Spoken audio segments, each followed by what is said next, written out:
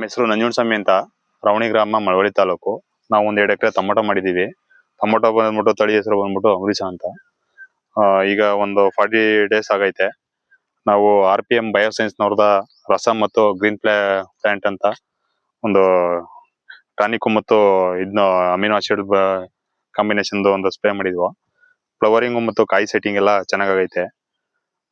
ಈ 38 ಡಿಗ್ರಿ ಇಂದ 48 degree temperature ಅಲ್ಲೂ ಈ ರೀತಿ ಕ್ರಾಪ್ ಬಂದೈತೆ. ಎಲ್ಲಾ ರೈತರು ಇದೊಂದು ಮಾಡ್ಬೇಕು. ಯಾಕಂದ್ರೆ ಈ ಟೆಂಪರೇಚರ್ ಅಲ್ಲಿ ಗಿಡ ನಿಲ್ಸ್ಕೋದಾಗ ಅಪರೂಪ, ಅದೆಲ್ಲ ಹೂಡ ಹಬ್ಬ ಅಂತ ಮಟ್ಟಂಗೆ ಡ್ರಾಪ್ ಆಯ್ತಾ ಇರುತ್ತೆ. ಎಲ್ಲಾ ರೈತರು ಇದೊಂದ ಈ RPM ಕಂಪನಿದು ಈ ರಸ ಮತ್ತು ಗ್ರೀನ್ ಪ್ಲಾಂಟ್ ಇದು ಸ್ಪ್ರೇ ಮಾಡಿ ತಮ್ಮ ಗಿಡ ಉಳಿಸ್ಕೋಬೇಕಾಗಿ.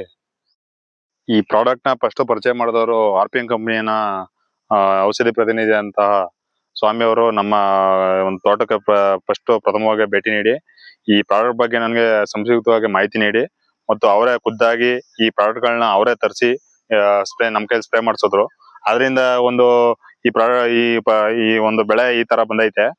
ಎಲ್ಲಾ ರೈತರು ಆದಷ್ಟು ಹತ್ತಿರದಲ್ಲಿರುವಂತ ಇವರೇ ಅಂತಲ್ಲ, ಬೇರೆ ಬೇರೆ ಪ್ರತಿನಿಧಿಗಳು ಬೇರೆ ಬೇರೆ ಅಂಗಡಿಗಳಲ್ಲಿ ಈ RPM ಬಯೋಸೈನ್ಸ್ ನ ಈ ಗ್ರೀನ್ ಇಂಪ್ಯಾಕ್ಟ್ ಮತ್ತು ರಸನ ಆದಷ್ಟು ತಗೊಬಂದು ಸ್ಪ್ರೇ ಮಾಡಿ ತಮ್ಮ ಬೆಳೆಗಳನ್ನ ಈ 38 ಮತ್ತು 40 ಡಿಗ್ರಿ ಟೆಂಪರೇಚರ್ ಅಲ್ಲಿ ಬೆಳೆ ಉಳಿಸ್ಕೋಬೇಕಾಗಿ ತಮಗೆ ಕೇಳ್ಕೊತೀನಿ. ಮತ್ತೆ ಈ ಗ್ರೀನ್ ಇಂಪ್ಯಾಕ್ಟ್ ಮತ್ತು ಈ ರಸ ಯೂಸ್ ಮಾಡೋದ್ರಿಂದ ಈ ಗ್ರೀನ್ ಇಂಪ್ಯಾಕ್ಟ್ ಹೆಸರು ತಕ್ಕಂತೆ ಗಿಡನ ಗ್ರೀನಿಶ್ ಆಗಿ ಮತ್ತು ಫ್ಲವರಿಂಗ್ ನ ಒಳ್ಳೆ ಡ್ರಾಪ್ ಆಗದಿದ್ದಂಗೆ ನೋಡ್ಕೊಳ್ಳುತ್ತೆ. ಇದು ಪರ್ ಲೀಟರ್ 1.5 ml ಹಂಗೆ, ರಸನ 2 ml ಹಂಗೆ ಯೂಸ್ ಮಾಡೋದ್ರಿಂದ ಒಳ್ಳೆ ಈಲ್ಡ್ ಮತ್ತು ಒಳ್ಳೆ ಬೆಳವಣಿಗೆ ಬರುತ್ತೆ. ಈ ರಸ ಮತ್ತು ಈ ಗ್ರೀನ್ ಇಂಪ್ಯಾಕ್ಟ್ ಯೂಸ್ ಮಾಡೋದ್ರಿಂದ ಈ 38 ಮತ್ತು 40 ಡಿಗ್ರಿ ಟೆಂಪರೇಚರ್ ಅಲ್ವೇ ಒಳ್ಳೆ ಈಲ್ಡ್ ಮತ್ತು ಗ್ರೀನಿಶ್ ಆಗಿ ಮತ್ತು ಫ್ಲವರಿಂಗ್ ಡ್ರಾಪ್ ಆಗದಿದ್ದಂಗೆ ಒಳ್ಳೆ ಕಮ್ಮಿ ಬಂಡವಾಳದಲ್ಲಿ ಹೆಚ್ಚಿನ ಆದಾಯ ಪಡ್ಕೋಬಹುದು.